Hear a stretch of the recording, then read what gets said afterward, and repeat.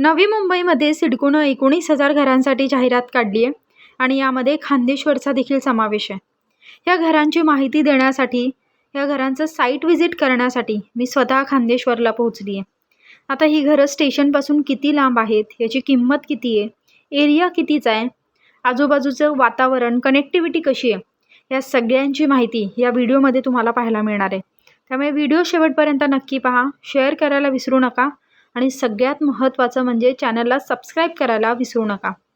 आता बघा, मी स्टेशनच्या बाहेर आलेली आहे आणि अगदी स्टेशनच्या समोरच तुम्हाला ह्या सिडकोच्या बिल्डिंग्स दिसतील. म्हणजे स्टेशनच्या इतकं जवळ घर असणं एक प्रकारचा खूप मोठा आशीर्वाद आहे. आपण खूप काहीतरी चांगले कर्म केलेले असतात की ज्यांचं घर स्टेशनच्या जवळ असतं, असं मला आता तरी वाटायला लागलं. म्हणजे खूप महागडी असतात, कनेक्टिव्हिटी चांगली असते, हे सगळं लांब राहिलं. परंतु जे रोज कामाला जातात, ज्यांना रोज लोकलनं अपडाऊन करायचं असतं आणि जर त्यांचं घर स्टेशनपासून लांब असेल तर त्यांना किती त्रास सहन करावा लागतो हे ज्याचं त्यालाच माहिती असतं. त्यामुळे इतक्या जवळ जर स्टेशनच्या घर मिळत असेल तर एक खूप मोठी चांगली संधी आहे असं मला तरी वाटतंय. आता स्टेशनच्या थोडंसं पुढे चालत आलं तर हा गेट दिसतो. त्यानंतर तुम्हाला अशा सिडकोच्या ह्या जवळच बिल्डिंग्स दिसतील आणि तिथून तुम्हाला आतमध्ये जायचं आहे. वॉचमनसोबत जर तुम्ही इन्क्वायरी केली तर तो तुम्हाला एंट्री करायला लावतो आणि जिथे ही घरं आहेत, जिथे सॅम्पल फ्लॅट आहेत, तिथे तो तुम्हाला सोडतो. आता स्टेशनच्या अगदी हे घर जवळच आहे. सेक्टर 28मध्ये ही घरं आहेत आणि घरांची संख्या ही 49 आहे इथे. आता जी 19,000 घरांसाठी लॉटरी काढलेली आहे त्यामध्ये 9,249 घरं ही नवीन लाभार्थ्यांसाठी आहेत. तर 9,883 घरं हे जे जुने 2024मध्ये ज्यांनी फॉर्म भरले होते त्यांच्यासाठी आहे. याचीसुद्धा नोंद घेणं गरजेचं आहे. आणि इथे फक्त LIGसाठी घरं आहेत, म्हणजे ज्यांचं उत्पन्न 6 लाखाच्या वरती आहे पूर्ण कुटुंबाचं, त्यांच्यासाठी ही घरं आहेत. आणि बघा, सॅम्पल फ्लॅट आपण बघतोय, 322चा हा एरिया आहे आणि इतकाही छोटा नाही आहे. जर तुमची 5-6 जणांची फॅमिली असेल तर तुम्ही आरामात ह्या घरांमध्ये राहू शकता असं मला तरी वाटतंय, जर तुम्ही ॲडजस्टमेंट करत असाल तर. आणि तुम्हाला फारच मोठ्या घरात राहायची सवय असेल तर मला नाही वाटत तुम्ही ॲडजस्ट करू शकाल. छोटूसं किचन होतं पण क्यूट होतं. किचनच्या वरती बघा असं पॅसेज होता, म्हणजे तुम्हाला काही सामान वगैरे ठेवायचं असेल तर स्टोरेज तुम्ही तिथे करू शकता. छोटंसं बेसिन होतं आणि हाफ टाईल्स तिथे लावलेल्या होत्या आणि एक छोटीशी व्हेंटिलेशनसाठी खिडकीसुद्धा होती, म्हणजे किचनमध्ये काही धूर वगैरे जेवण बनवताना होत असेल तर ते पास होण्यासाठी. आणि किचनच्या खाली बघा, तुम्ही जर इथे इंटेरियर केलं तर खूप चांगलं हे बनेल. आणि ह्या साईडला वॉशरूम होतं, अंघोळीचं वेगळं आणि हे बाथरूम वेगळं होतं तिथे. खूप छोटं होतं पण हे वॉशरूम, म्हणजे जर तुम्ही बकेट वगैरे ठेवली अंघोळीची इथे तर अगदी जागा खूपच कमी होईल असं मला वाटतंय.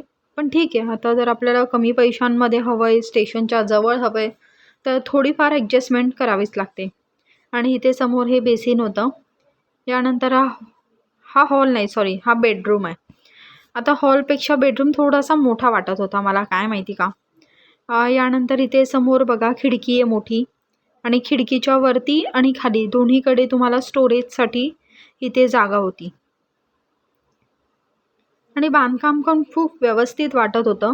म्हणजे आता हा सॅम्पल फ्लॅट आहे म्हणून इतकं चांगलं ते ठेवलं आहे आणि ॲक्च्युअलमध्ये देताना ते कसं असेल ह्याच्यामध्ये तफावत असू शकते, पण सॅम्पल फ्लॅट तरी खूप चांगला वाटत होता. आता हा सॅम्पल फ्लॅट इथे साधा आहे, पण पुढे जाऊन सिडकोचं एक ऑफिस होतं, सेल्स ऑफिस तिथे.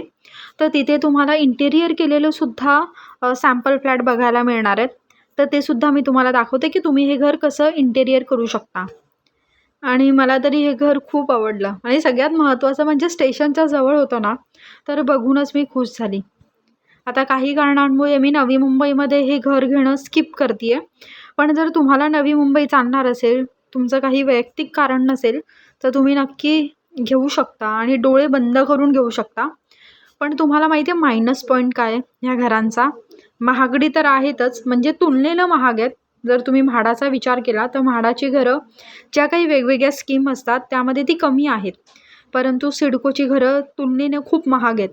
म्हणजे 42,000 रुपये ह्या 42 लाख रुपये ह्या घरांची किंमत आहे आणि ह्याचं पजेशन 2030ला आहे, म्हणजे 31 डिसेंबर 2030. म्हणजे 2031 तुम्हाला घरामध्ये राहायला जाण्यासाठी उजाडू शकतो. LIGसाठी ही घरं आहेत आणि 322चा हा एरिया आहे. घरांची संख्या एकूण 50 आहे. जर तुम्हाला इतक्या लांब पोझिशन चालणार असेल तर तुम्ही ह्या घरांचा नक्की विचार करू शकता. सिडकोनं ही जी जाहिरात काढली आहे याच्यामध्ये खारकोपर, खारघर, बामणडोंगरी, वाशी, तळोजा, पनवेल, खांदेश्वर, मानसरोवरचा समावेश आहे. आता तुम्ही जर हे घर बघाल तर इथे समोरच बघा एक पॅसेज दिलेला आहे. म्हणजे तुमच्या घरी जर काही प्रोग्राम असेल आणि घर छोटे आहे तर जागा नसेल पाहुण्यांना बसायला, तर इथे समोर ते बसू शकतात चेअर वगैरे टाकून. अशी चांगली सुविधा इथे मला दिसली. बिल्डिंगच्या दोन्ही साईडला इथे मला पायऱ्या दिसल्यात, म्हणजे येण्यासाठी एंट्री होती. त्या साईडहून तुम्ही स्टेशनच्या मधल्या बाजूने आलात तर तुम्हाला ह्या साईडने येता येईल आणि लास्टला उतरलात जर सुरुवातीला किंवा लास्टला तर तुम्हाला समोरून सुद्धा येता येणार आहे. हा पॅसेज बघा ज्या पद्धतीने इथे मेंटेन केलेला आहे आणि 2-2 लिफ्ट आहे. प्लस टॉवर मोठा आहे. त्यामुळे ह्या बिल्डिंगचं मेंटेनन्स फार जास्त असू शकतं असं मला वाटते, कारण की महिन्याला तुम्हाला 4,000 ते 5,000 रुपये ह्या मेंटेनन्ससाठी जातील. एक तर तुम्ही घर घेण्यासाठी लोन काढणार आहात, त्यासाठी महिन्याला तुमचे काही पैसे जाणार आहेत. याशिवाय तुम्हाला इथे मेंटेनन्ससाठी सुद्धा 4,000 ते 5,000 रुपये देण्याची शक्यता आहे. तर ते सगळं बजेट एकंदरीत त्याचा विचार करा मगच या. बिल्डिंगचं बघा बरंचसं काम बाकी आहे आणि ते फास्ट पद्धतीने सुरू आहे. पण पोझिशन 2030मध्ये, त्यामुळे थोडासा विचार करावा लागेल हे घर घेताना. आता मी फक्त व्हिडिओमध्ये दाखवतीये किंवा तुम्हाला सांगतीये असं नाही आहे. तर तुम्हाला जर घराचा निर्णय घ्यायचा आहे तर फक्त व्हिडिओ बघून किंवा कोणाचा तरी ऐकून निर्णय घेऊ नका. स्वतः तुम्ही साईट व्हिजिटला या. इथे सिडकोचं ऑफिस आहे, सेल्स ऑफिस आहे. तिथे सिडकोचे ऑफिसर्स बसलेले असतात. तिथे येऊन तुम्ही इन्क्वायरी करा. आता मी गेट नंबर 3च्या इथे आली आहे. ॲक्च्युली मी सेल्स ऑफिस शोधतीये, पण बघता मी इथे आली आणि ही बिल्डिंगची म्हणजे मागची साईट आहे. जी कामोठे सिटी आहे, तिथून फ्रंट साईडला हा गेट आहे. म्हणजे टोटल 3 ते 4 गेट ह्या बिल्डिंगला आहेत आणि मी सुरुवातीला जिथून एंट्री केली होती, तो स्टेशनच्या फ्रंटचा गेट आहे. म्हणजे तुम्ही जर कामोठेवरून आलात किंवा हायवेवरून आलात, तर तुम्हाला हा गेट लागेल आणि इथे खाली दुकानंसुद्धा होती. त्या दुकानासंदर्भात मी विचारलं, पण ती लॉटरीमध्ये समाविष्ट नाही आहेत. आता ती कधी होतील, नेमकी त्याची प्रोसेस काय, ती जर आली तर मी तुम्हाला सांगेन. आता जिथे सिडकोची ही घरं आहेत त्याच्याच बाजूला, अगदी बाजूला म्हणजे रस्ता क्रॉस केला तर इथे सिडकोचं पे अँड पार्क म्हणजे पार्किंगचं बिल्डिंग मोठी बनतीये आणि ह्या बिल्डिंगमध्ये तुम्ही पैसे भरून पार्किंगसुद्धा करू शकता. ज्या बिल्डिंग सिडकोच्या आहेत त्याच्यामध्ये रिझर्व्ह पार्किंग नाही आहे, म्हणजे ओपन पार्किंगची सुविधा तुम्हाला दिलेली आहे. आता आपण सेल्स ऑफिसकडे जाऊया. सेल्स ऑफिस म्हणजे तुमच्याकडे जर स्वतःची गाडी असेल किंवा बाईक असेल तर तुम्ही ते घेऊन या.